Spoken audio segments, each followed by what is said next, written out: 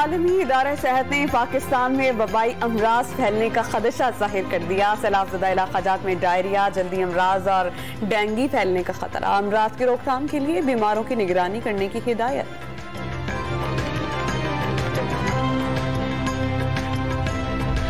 वफाकी काबीना ने प्याज और टमाटर की दरामद की इजाजत दे दी। दरामद की गई प्याज और टमाटर पर टैक्स लागू नहीं होगा, नोटिफिकेशन जारी कर दिया गया।